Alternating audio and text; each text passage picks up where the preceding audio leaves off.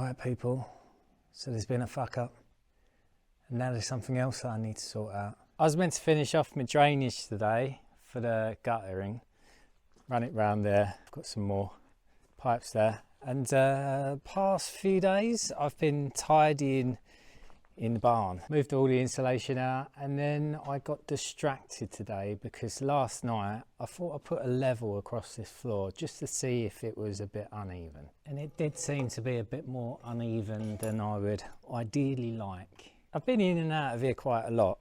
Now obviously I've stacked out all of that insulation there, I've stacked up all of that insulation there, and I've been walking up and down this floor, and just here there's a bit of a hump.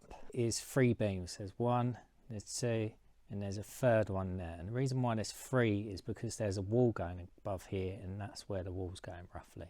So if you just put a straight edge along there, obviously I can't get my fingers underneath, and I can here. So that's about a 10mm gap just there.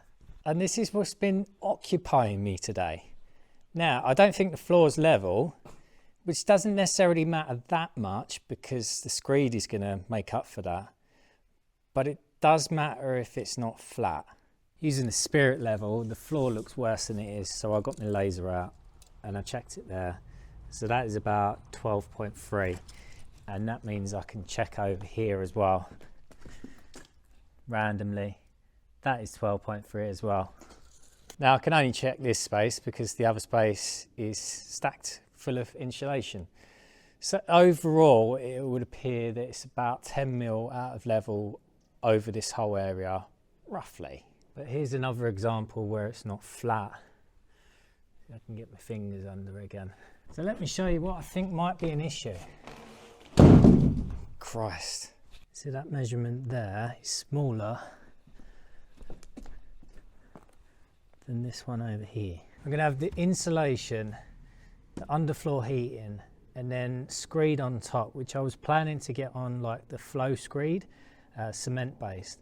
So that would have self-leveled, but if it's only going to be about 50 to 70mm on top screed, if I was to put pressure on this, you have a look, that flexes. So how do I fix that? Am I meant to fix that? Should I not worry about it? Will the floor crack? I don't know. Originally I was going to insulate the whole area, screed the whole lot, and then build my stud walls off top. Then I wasn't really sure how big of an area like you could screed without having breaks in, like control breaks or expansion gaps. So I started thinking a little bit more. In an ideal world I would have went with my original plan, and that would mean less cold bridging. But now I've come up with this issue, I think probably the best thing to do is just use Thermalites and start my walls at least in blockwork like this. And because this is higher, I wouldn't have that much, well, I wouldn't have too much of an issue where it bridges across there. But I've still got this gap that I need to deal with, that I need to find a solution to. So if anyone's got any ideas, then let me know. Now that isn't my only issue. It would be good if that was my only issue, but there is another one that I will explain to you now. Now we're over in the bedroom side. This is how the layout looks, and you can see there's several walls. You can see over here the beams run that way, which is different to this side because the beams run that way. Now this whole area, there's foundations that run that way. There's 3 of them, and then there's like sleeper walls underneath, you can see. So that takes the end of the beams, and that's the reason why they run that way. These beams are smaller than these beams over here. These ones have a span of roughly 5 meters. The whole area is suspended, if you like, and it supports itself as well as anything that's supposed to be above it. What should happen is your structural engineer does your floor plans, they give you the way that the beams need to run and the loadings that they need to support. You hand that information over to a block and beam company, and then they can calculate everything out and supply your blocks and beams, as well as a diagram showing exactly where they should go. So just to show you, now here the beams are closer together because the blocks run that way. I assume they've done that because this is where a basically a shower room's going to go. So this might be tiled, so you want less deflection.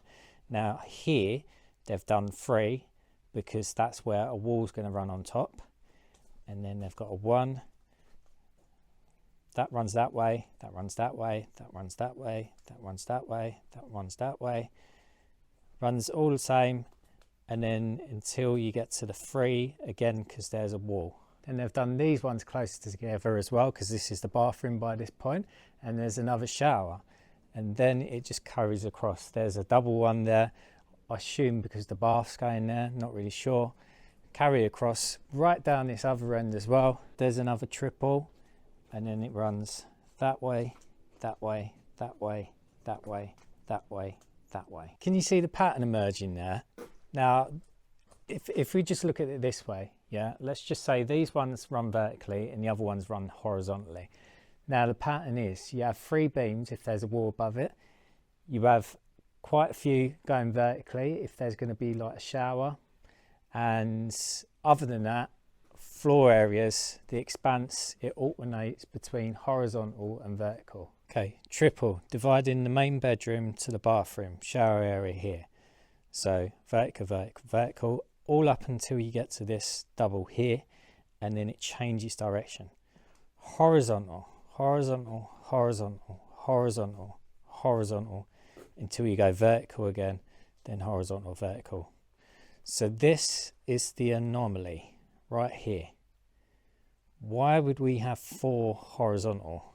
Especially because right here is supposed to be a wall. Right there. Now, when this was going down, I was about, and I was astute enough to realise that that was a bit weird. But I was gullible and stupid enough to trust the bloody builder, wasn't I? Lucky enough, this isn't finished. And it's been like this almost 2 years. Give it another 3-4 months and then we'll be there.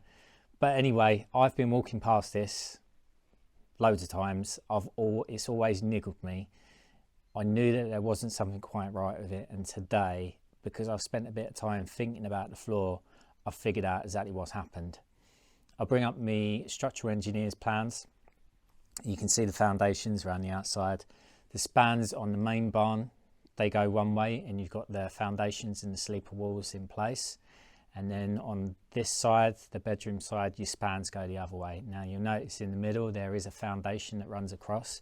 The only reason why that's there is to tie both sides of the foundation in, because otherwise it would just be one big open box. Now what's happened is the plans have been sent to the builders merchants that have sent them on to the block and beam company, and their designer has looked at this and naturally assumes that because there's a foundation that runs across there, there is also a sleeper wall.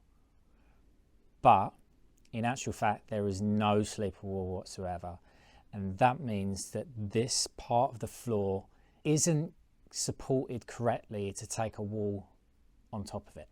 Had I not been fobbed off at the time, this could have been rectified when it happened. That could have either have meant one of 2 things. 2 more beams being ordered and put in place, or a sleeper wall being built underneath. Now, I'm going to have to obviously rectify this now, and I think probably the ideal situation is to build the sleeper wall underneath. I'm going to have a look exactly where this foundation lines up, so I need to take out these blocks and I'll show you the easiest way to do that. Quick hammer drill.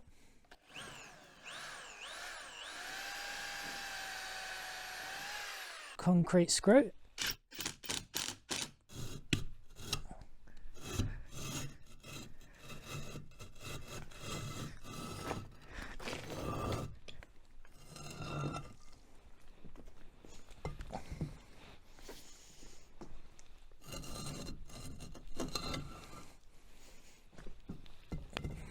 There's a load of mud under there at the moment, but somewhere under that should be a foundation wall.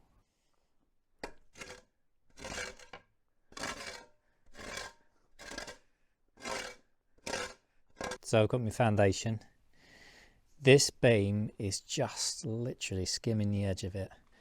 So I want my wall it's going to sit about here up top. There. Now, what do? Do I build a sleeper wall and then support underneath this? Is that what I should do? How do I make up that height?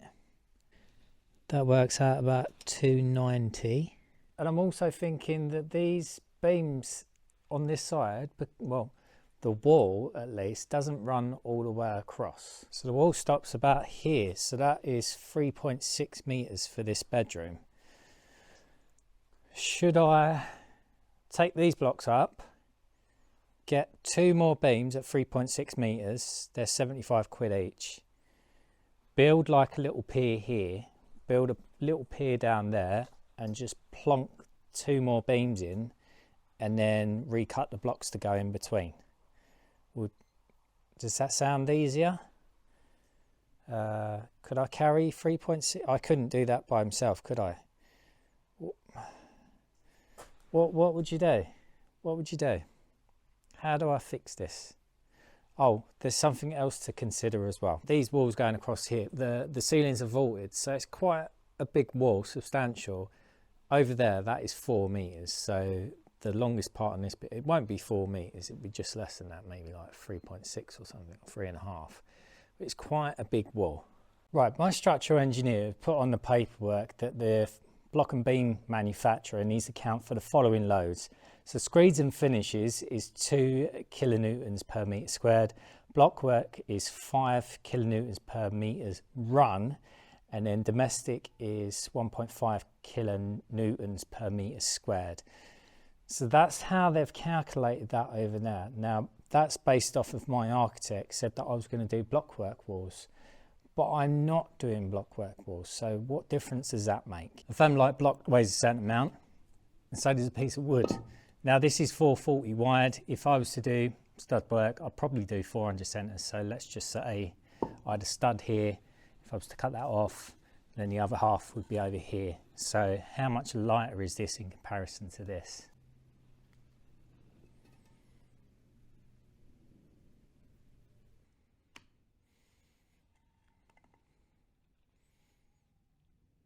You don't have to take into account a plasterboard because you'd have that on both of them as well, and then you've got a bit of mortar, but you've also got noggins. So let's say all in all it's about 1/5 of the weight.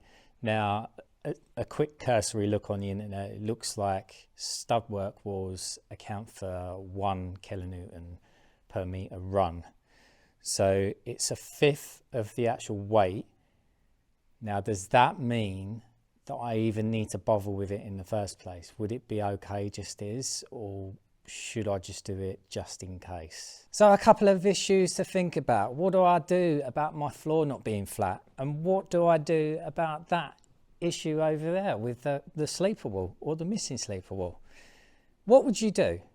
Let me know in the comments below. I know we've had a few more followers from Scott DIY on TikTok. You lot seem quite savvy. Any ideas? I've got a little while to think about it because my windows are coming next week. I've got plenty of other stuff to get on with, but I need to know exactly what I'm going to do when I actually come up to actually properly do it. Anyway, I'm going to leave it there. Thanks for watching. I'll see you later.